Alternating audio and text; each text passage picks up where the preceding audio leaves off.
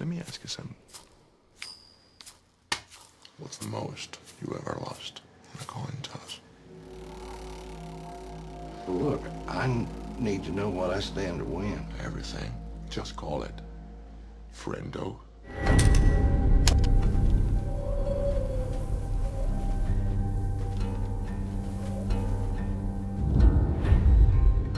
Willin, what's in the satchel? It's full of money. He's just a guy who happened to find that money. I got a bad feeling, Llewellyn. Well, it's a mess, ain't it, Sheriff? If it ain't, it'll do till the mess gets here. I'm looking for Llewellyn Moss. You go up to his trailer? Yes. Do you want to leave a message? Yes. If I don't come back, you tell Mother I love her. Your mother's dead. Well, then I'll tell her myself. Got a loose cannon here. You think this boy Moss has got any notion of the sorts that are hunting him?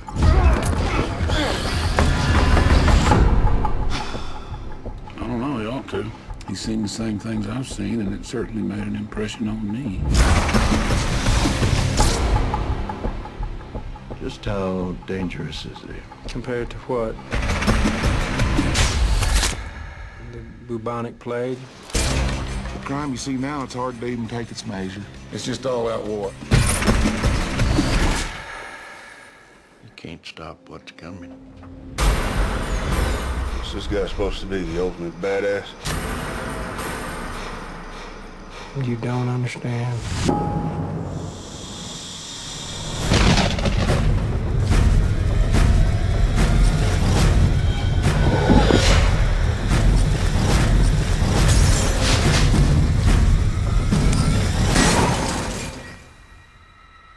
Call it.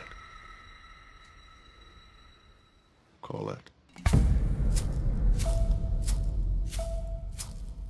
No Country for Old Men is the 2007 Coen Brothers film based on the novel by Cormac McCarthy. It's a film starring Josh Brolin, Tommy Lee Jones, and Javier Bardem. I think that's how you pronounce his name.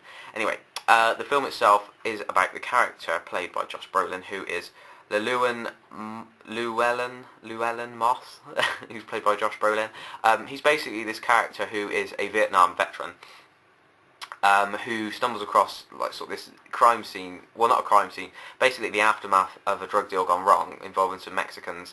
And when he gets there, he finds all these bodies, and he also finds $2 million in a bag. He takes the money home to his wife, and later that night, he feels guilty for leaving one of the people who was involved in the drug deal. He feels guilty for leaving the guy without water, so he takes a bottle of water back, and when he gets there, he finds the guy dead, and a whole bunch of Mexicans start shooting at him. Now, at the same time, we've also got this other character played by Javier Bardem, who is Anton Chigurh. I think that's how you pronounce it. Basically, Chigurh is a crazed, sort of insane assassin type character who is out to get Josh Brolin and to get the money back. And as the story progresses, you kind of get an idea of how just incredibly insane the character is. He's played amazingly well by Javier Bardem, who is just amazing in this film. There's one scene in particular where he breaks free from the police that have got him in custody. At the start of the film, you do see him in custody, sort of being taken in at the beginning, and he breaks free by strangling this guy, and his eyes in that scene are just insane. But yeah, at the same time, we've also got Tommy Lee Jones, who plays a sheriff who's local to that town, somewhere in West Texas. The film itself, I should have said, is set in sort of 1980, I think. But yeah, Tommy Lee Jones's character is kind of on the trail of the other two characters played by Josh Brolin and Javier Bardem. Now, whilst those two are kind of playing this sort of cat and mouse game, the sheriff played by Tommy Lee Jones is kind of picking up the pieces of what's going on. He's trying to figure out, where he's kind of one step behind everyone. He's really good in this film.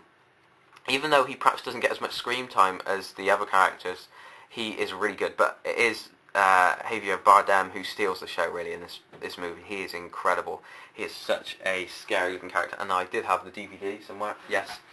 But yeah, here's the cast here. Other people that appear in the film, one of course is Woody Harrelson. Now he's not in the film very long. He basically plays this character called Carson Wells, and he's another operative like Javier Bardem's character Sugar, and he knows about Sugar. He sort of knows about him. He knows what makes him tick. He knows how dangerous this man is. Just how dangerous is he? Compared to what? The bubonic plague? So, anyway, one thing I do want to mention about this film is the ending. Now, there's going to be spoilers now, so if you are planning on watching the film, then you may want to turn the sound down now. But yeah, the ending itself. Now, after watching the film, I heard a lot of people's thoughts and feelings and comments about the ending and how they didn't like it, how they hated the ending, because there's no final showdown between the two characters, between Josh Brolin and between Javier Bardem. Now, basically what happens is, towards the end of the film, Josh Brolin's character contacts his wife and tells her to meet him in a hotel. He's going to give her the money, she's going to fly away on a plane, and he's going to stand up against this Sugar character and just finish it once and for all.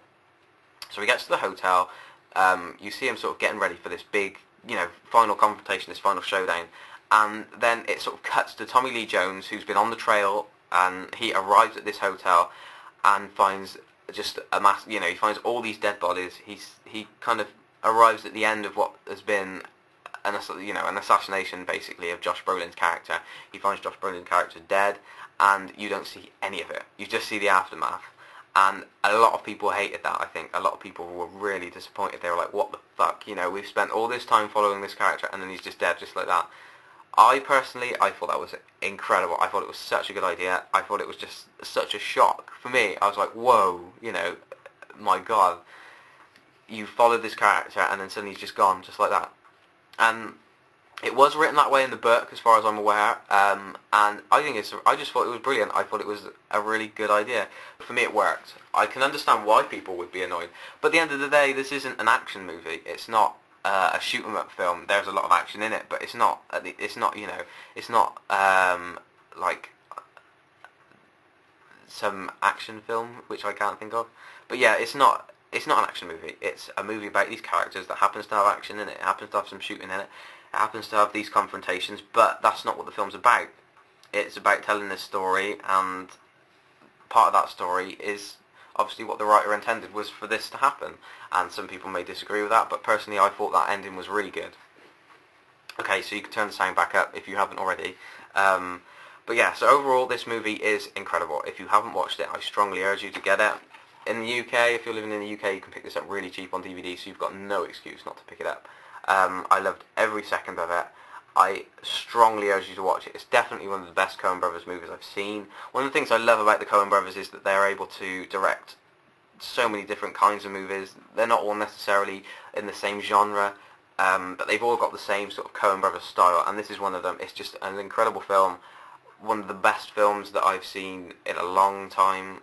I've probably said that in all the reviews I've done, but it is, and I loved every minute of it, so please check this out. This gets a 9 out of 10 from me, and I will see you again next week.